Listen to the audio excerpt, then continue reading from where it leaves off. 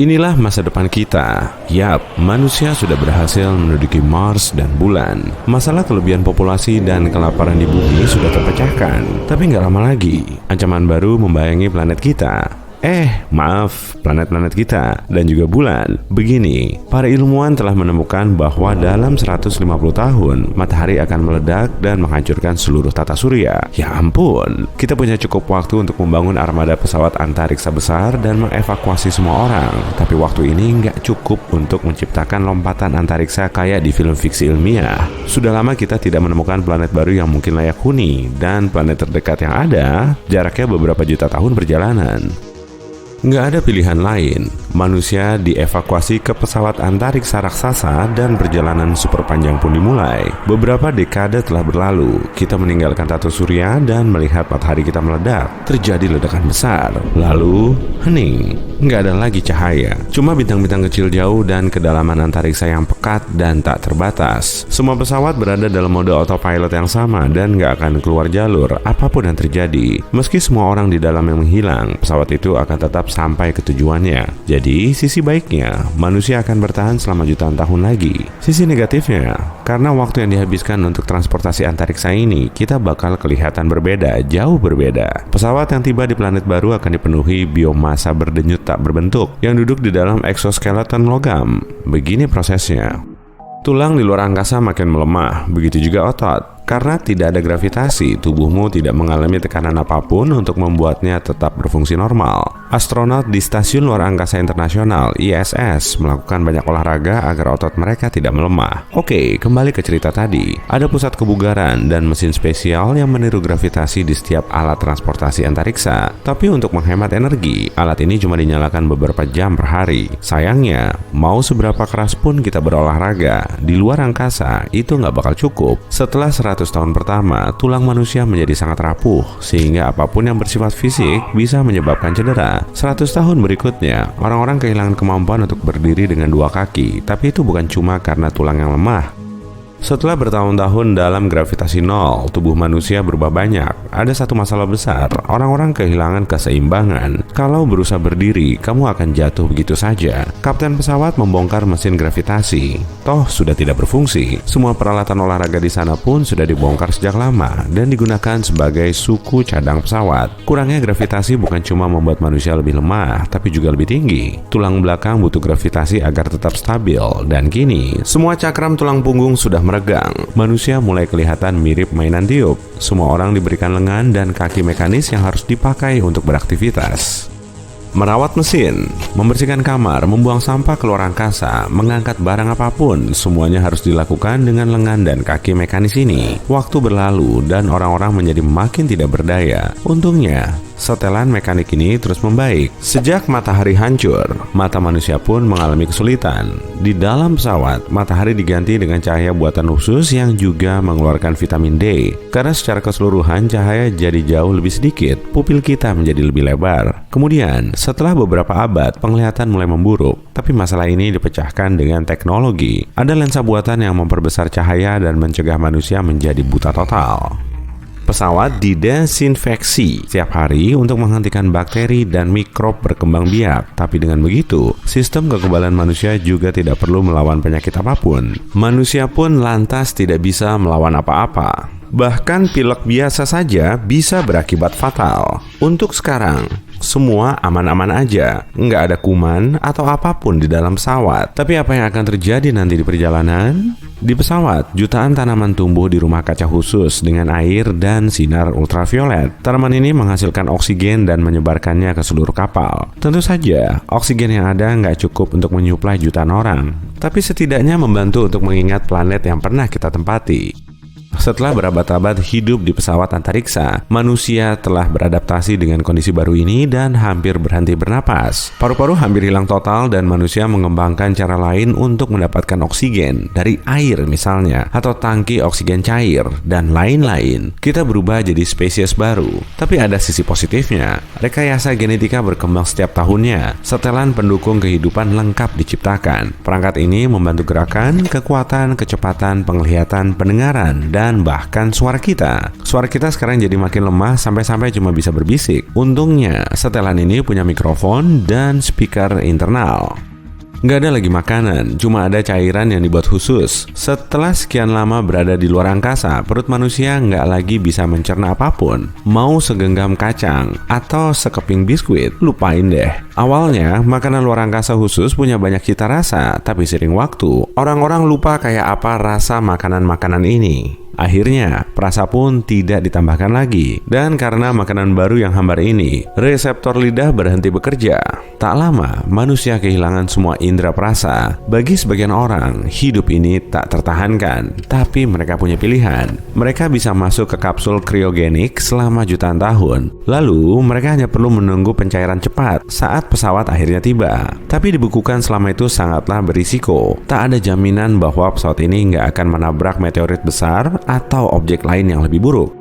Orang-orang mulai mengambil pendekatan yang berbeda. Mereka mengunggah akal mereka ke komputer pusat. Ini lebih aman dan nggak butuh banyak daya. Dan saat bangun, kamu bisa mendownload pikiranmu ke setelan manusia baru yang sudah dimodifikasi. Beberapa orang memutuskan untuk tetap terjaga dan menjalani kehidupan yang normal. Ribuan tahun berlalu, lalu jutaan. Manusia kelihatan sangat berbeda sekarang. Semua anggota badan kita sekarang buatan dan exoskeleton yang kita pakai dikendalikan oleh kekuatan pikiran. Dengan berlalunya tiap milenium, lengan, leher, kaki, dan tulang belakang semuanya makin kecil. Tulang rapuh perlahan larut dan hilang. Mata, hidung, dan mulut menghilang. Otak tidak lagi dilindungi tengkorak, hanya dibalut oleh kulit lembut. Hanya akal kita yang tersisa. Saat ini, manusia adalah robot kuat berteknologi tinggi yang diperintahkan oleh kantong kecil berdenyut berisi otak.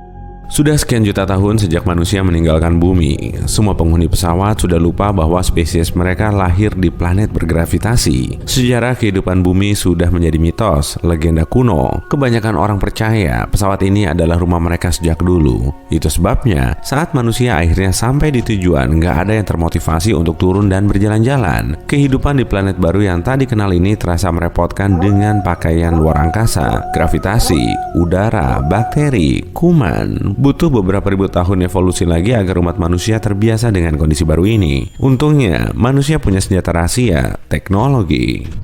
Saat ini semua manusia sudah di-download dari komputer pusat ke setelan robot baru. Manusia menghadapi pilihan, turun dari kapal dan menjadikan planet ini rumah baru mereka atau tinggal dan tetap di kapal. Mereka yang tinggal di kapal berangkat keluar angkasa lagi untuk menjelajahi galaksi dan mencari dunia baru. Orang-orang yang memutuskan untuk tinggal di planet baru harus beradaptasi dengan kondisi baru. Situasi di sana sangat berbeda dari bumi. Kepadatan udaranya berbeda, pola cuacanya berbeda, dan ada unsur kimia baru yang aneh. Perlu jutaan tahun lagi sebelum robot otak berubah bentuk. Suatu hari, keturunan manusia jauh ini akan ingin meneliti asal-usul mereka. Mereka akan menciptakan pesawat yang bisa melompati ruang dan waktu. Penelitian akan membawa mereka kembali ke masa lalu yang jauh, ke planet bumi yang kecil, ke masa sekarang. Mungkin kedengarannya aneh, tapi bayangkan kalau besok ada yang mendarat di halaman belakangmu dan mereka adalah keturunanmu dari masa depan. Orang-orang yang tinggal di pesawat mungkin akan menemukan planet baru dan memutuskan untuk tinggal di sana. Tubuh mereka akan berubah dan beradaptasi juga. Jadi, dalam miliaran tahun, alam semesta akan dihuni oleh berbagai makhluk menakjubkan yang semuanya punya satu kesamaan. Mereka semua dulunya adalah manusia. Rata-rata air di bumi naik 3,5 mm tiap tahunnya. Dan ini kadang bikin aku pengen beli pelampung. Nah, kita pasti bertanya-tanya gimana jadinya kalau kita akhirnya hidup di dalam air.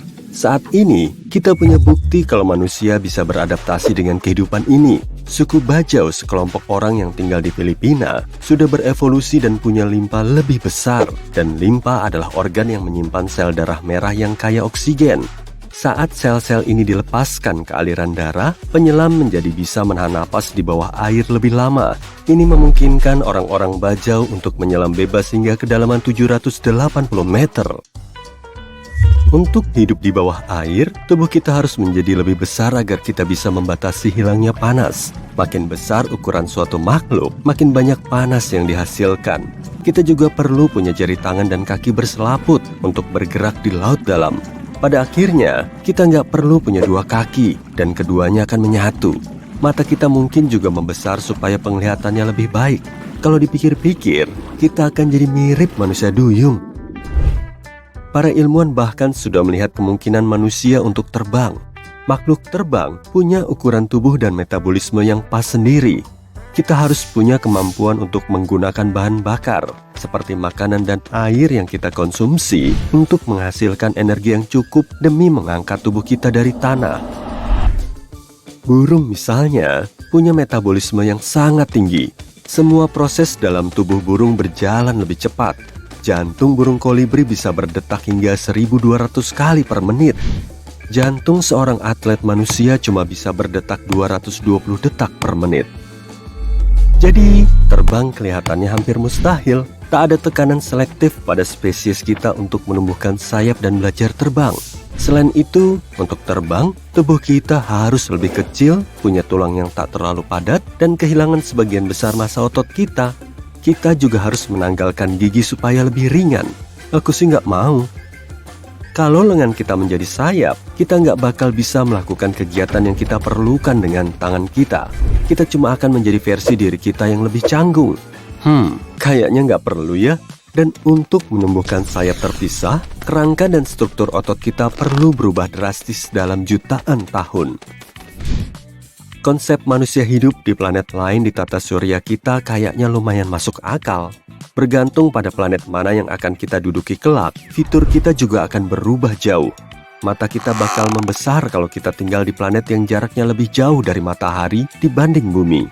Karena kalau cahayanya kurang, kita butuh mata yang lebih besar untuk melihat lebih baik. Kulit kita mungkin juga jadi lebih berpigmen untuk bertahan dari radiasi UV yang berbahaya di luar lapisan ozon pelindung bumi. Kita bahkan mungkin punya kelopak mata yang lebih tebal dan tulang alis yang lebih menonjol untuk mengatasi efek sinar kosmik. Anehnya, kalau yang barusan masih kurang aneh, kita mungkin berevolusi untuk berkedip ke samping untuk lebih melindungi mata kita dari puing-puing kosmik yang datang dari segala arah. Karena kemungkinan besar, gravitasi di planet lain bakal lebih lemah dibanding bumi. Tinggal di planet lain mungkin juga berarti lubang hidung lebih besar. Kita membutuhkannya untuk bernapas lebih mudah karena oksigen mungkin langka di dunia baru ini. Rambut kita mungkin lebih tebal dan lebih padat untuk melindungi kepala kita dari radiasi potensial. Di Mars misalnya, rata-rata terdapat 40 hingga 50 kali lebih banyak radiasi dibanding bumi. Kita masih bisa menggunakan banyak alat teknologi. Namun, alih-alih jam tangan dan kacamata pintar, kita akan punya gadget yang lebih kecil. Gadget seperti lensa kontak komunikasi mungkin bakal segera muncul. Alih-alih headphone, kita mungkin memakai perangkat konduksi tulang mini yang ditanam di telinga. Para ilmuwan belum tahu pasti seperti apa rupa manusia 1000 tahun dari sekarang. Tapi mereka bisa memprediksinya berdasarkan pola evolusi sebelumnya.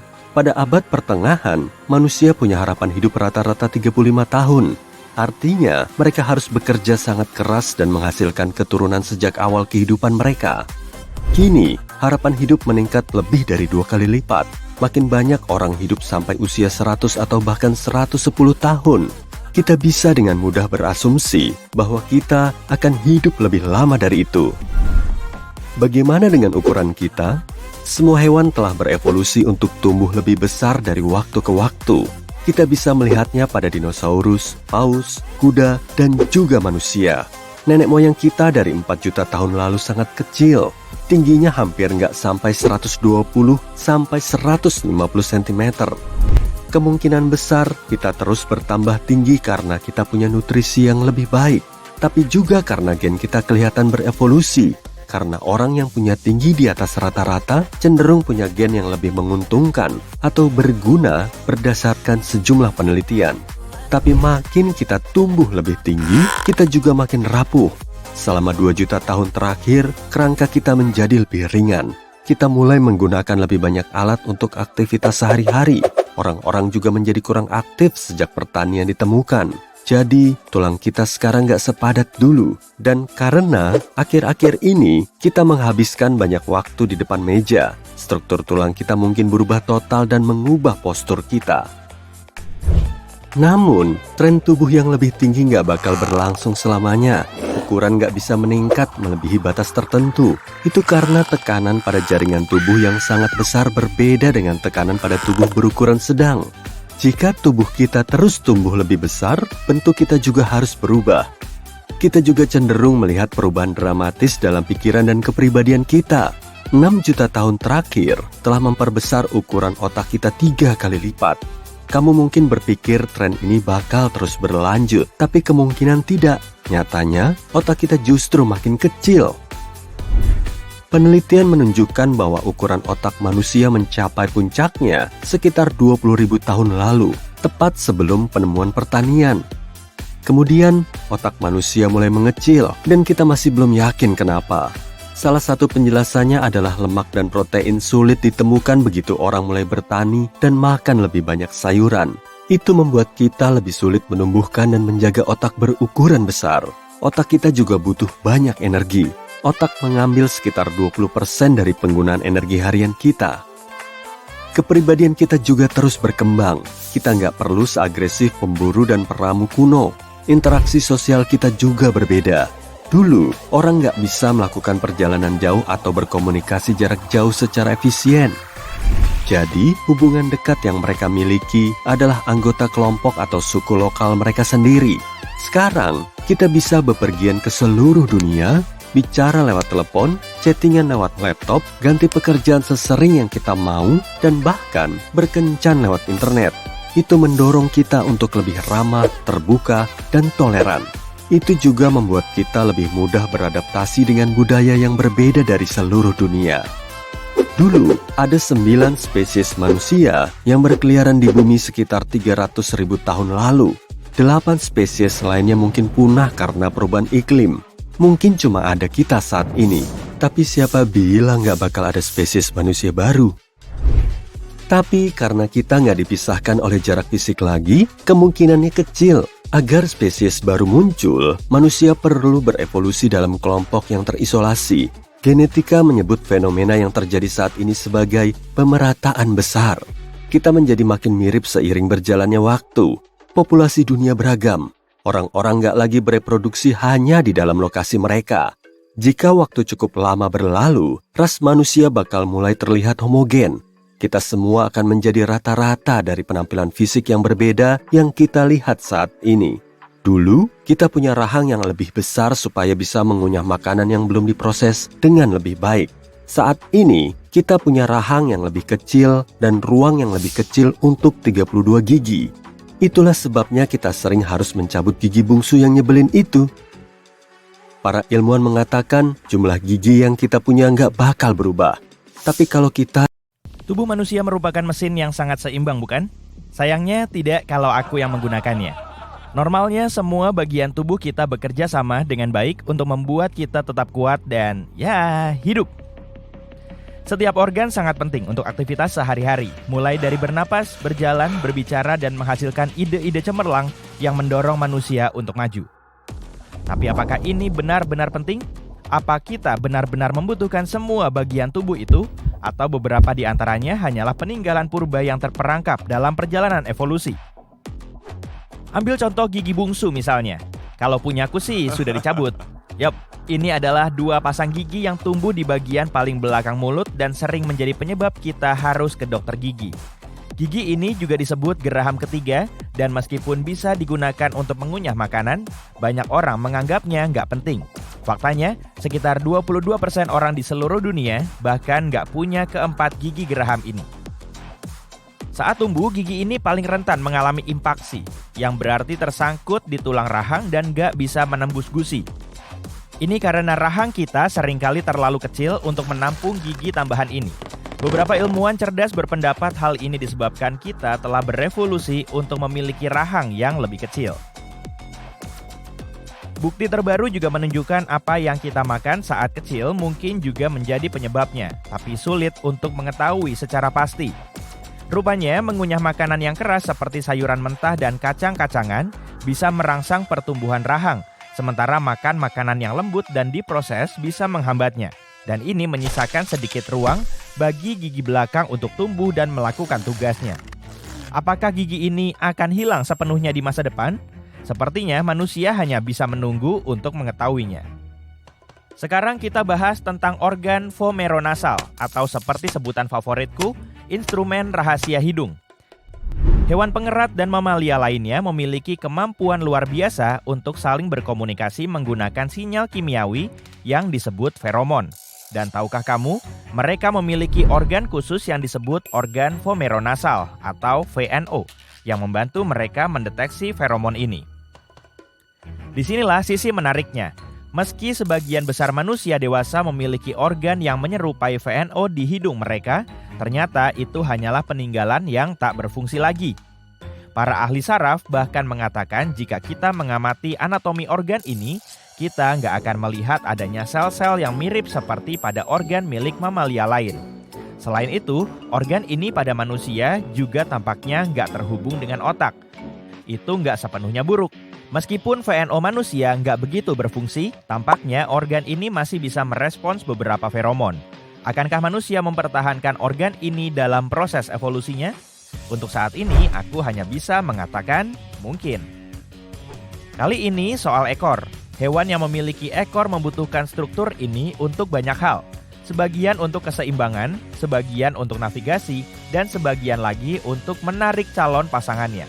Tapi tahukah kamu bahwa saat kita masih berusia beberapa minggu di dalam perut ibu, kita juga memiliki ekor? Benar, kita memiliki ekor kecil lengkap dengan tulang. Seiring perkembangan kita, ekor itu menghilang secara ajaib dan menyisakan tulang ekor saja. Manusia dan kera memiliki keunikan karena kita nggak memiliki ekor, nggak seperti primata lainnya.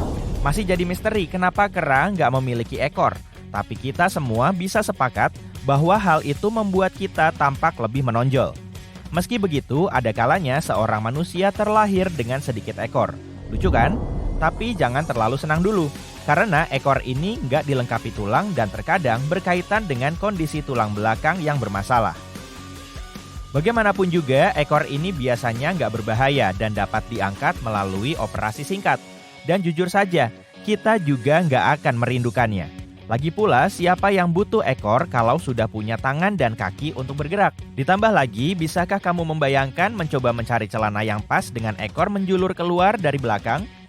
Bukan penampilan yang bagus. Kecil kemungkinan manusia akan membutuhkan ekor di masa depan. Jadi sepertinya tulang ekor akan lenyap pada generasi mendatang. Manusia juga punya lipatan selaput kecil yang unik di sudut dalam mata yang disebut plica semilunaris. Pada dasarnya, ini adalah sisa kelopak mata ketiga yang masih dijumpai pada beberapa hewan, seperti gorila dan primata lainnya. Tapi lucunya, bahkan kerabat dekat kita, simpanse, juga memiliki lipatan kecil yang tampak gak berguna ini. Jadi, kita gak sendirian dalam hal keunikan mata ini. Bicara soal selaput mata yang gak biasa, ada berbagai fungsi pada beragam hewan, seperti melindungi mata dari kotoran dan air, atau menyembunyikan iris mata dari predator. Beberapa spesies bahkan bisa melihat menembus selaput transparan ini saat berada di bawah air atau di bawah tanah. Nah, alasan manusia kehilangan kelopak mata ketiga masih menjadi misteri. Mungkin perubahan habitat dan fisiologi mata kita membuatnya nggak diperlukan lagi. Atau mungkin kita berevolusi menjadi terlalu keren sehingga nggak butuh kelopak mata ketiga. Siapa tahu? Dengan atau tanpa organ vestigial, sangat menarik untuk membayangkan seperti apa manusia di masa depan. Banyak organ tubuh yang nggak berfungsi lagi karena perubahan gaya hidup kita. Mau tahu seperti apa rupa kita di masa depan? Dan dalam pembuluh vena atau arteri, pernahkah kamu mendengar konsep text claw? Ini kondisi di mana kamu menghabiskan begitu banyak waktu untuk mengetik di ponsel atau laptop sehingga tanganmu mulai kaku seperti cakar. Dan itu baru salah satu perubahan fisik yang bisa terjadi kalau nggak memelihara tubuh kita di dunia yang syarat teknologi ini. Tapi bukan cuma tangan kita yang terpengaruh. Kita bisa memiliki siku 90 derajat karena terus-menerus memegang perangkat pada sudut itu. Dan bahkan otak yang lebih kecil akibat distraksi dan informasi berlebih. Aku tahu yang kamu pikirkan. Kita nggak bisa berhenti menggunakan teknologi dan kembali ke zaman batu. Kamu benar, kita nggak harus melakukannya. Tapi kita perlu menyadari potensi efek negatifnya dan mengambil langkah untuk mengurangi dampaknya. Itulah kenapa sebuah tim desainer berkreasi bersama untuk menghadirkan Mindy, manusia masa depan yang fisiknya telah berubah karena penggunaan smartphone, laptop, dan jenis perangkat lainnya tanpa henti. Meskipun perubahan Mindy yang terlalu ekstrim mungkin nggak akan terjadi di masa depan, kekhawatiran di baliknya sangatlah nyata. Jadi apa yang bisa kita lakukan? Salah satu saran adalah beristirahat sejenak dari layar dan melakukan sedikit peregangan. Atau bisa juga mengadakan yoga atau pesta dansa di kantor untuk melancarkan peredaran darah. Kita nggak harus berhenti menggunakan teknologi sepenuhnya, tapi kita harus menyadari dampaknya pada tubuh dan pikiran. Bertahun-tahun ke depan, ukuran tubuh manusia mungkin akan mengecil. Seorang ilmuwan berpendapat jika ukuran tubuh lebih kecil, tubuh kita akan butuh lebih sedikit energi, yang akan sangat memudahkan kita di planet kita yang semakin padat ini. Lucu sekali membayangkan betapa berbedanya kehidupan manusia sekarang dibandingkan saat masih berburu dan meramu. Dahulu, kita hanya perlu berinteraksi dengan segelintir orang setiap harinya. Tapi sekarang, mengingat nama orang menjadi hal yang sangat penting. Dan bahkan, mungkin nantinya kita bisa jadi lebih baik dalam hal itu. Teknologi mungkin juga bisa berperan dalam evolusi kita. Para ilmuwan percaya suatu hari nanti mungkin akan ada implan di otak kita yang membantu mengingat nama-nama orang. Ini seperti memiliki buku telepon biologis di dalam tubuh kita. Keren bukan?